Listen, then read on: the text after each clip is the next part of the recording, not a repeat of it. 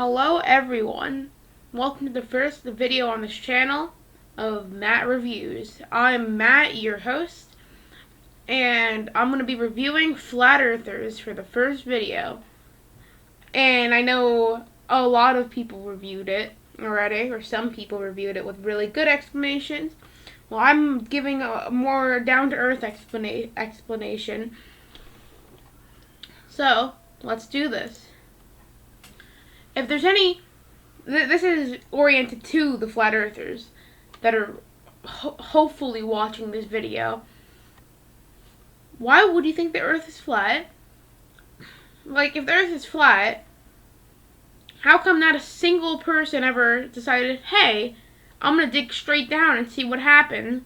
How come not a single person decided that would happen? It's because the deeper you go down, the hotter it gets. How can you explain that in a flat Earth? In a globe Earth, it's compression, and there's a lot of heat still left in the Earth.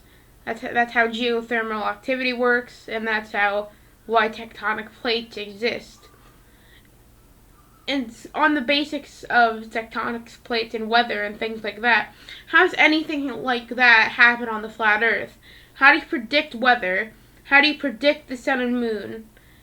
You can't. You barely can. And all you have is some sort of magical wizard guy pulling all the swings and switches.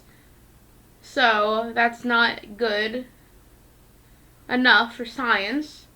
And if you can observe the outer area, or observe anything, and then have it work with the flat Earth, if you can have two things happen with the flat Earth on the same model, that would be good. Hey, describe the weather and the tectonic plates with one model on the flat Earth. That maybe you'd get some traction doing that.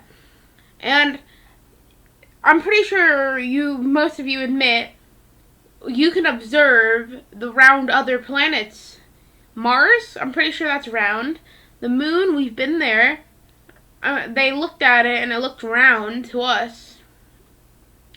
The sun, they haven't looked at it, but they have pictures of it and it looks round. And there's no such thing as a problem because of fisheye lenses. So just look at it with the naked eye if you really want to. See if you can get a non-light polluted city if you want to look at planets. So if you can explain that, please do. And again, this is from what before. Could you post anything, and I mean anything, that in a reasonable way explain why something happens? Also, you guys keep complaining about how does water stay on a globe. For us, it's simple. Gravity. Gravity keeps everything glued down if it's not too big. But how does it do it on a flat Earth? What is keeping it in? Is it a bowl Earth? I don't know much about this stuff. But is it a bowl Earth? Because that's a lot different than a flat Earth and a lot less plausible. I don't know. You guys gotta give us some explanations. You can't yell at us for you guys not agreeing what gravity does and does not do to water. Also, any of you have been on a plane ride before, you should notice if it's a clear day and it's day outside, you should be able to see the curve. It should be a slight curve. And it's a slight curve because the Earth is very big. You wonder how they didn't advance so quickly in the old days, because they didn't have planes. Planes can go around the world still in 12 hours. It takes a very long time to go around. So you can't ask for things to go much better than that. And if you can observe anything flat, it's not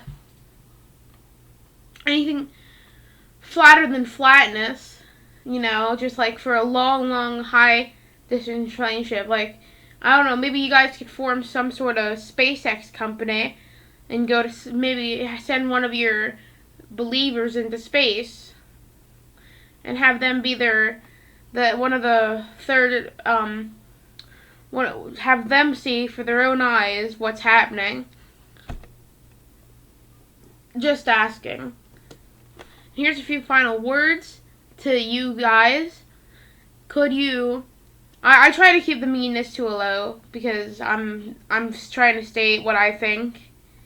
But if you guys wanna rebuke me on any of these statements in the comments, you could. But try not to just be rude and spout mean stuff like calling each other stupid for saying the Earth is flat or round. I'm happy to hear your suggestions, and maybe, who knows, you might convince me the Earth is flat.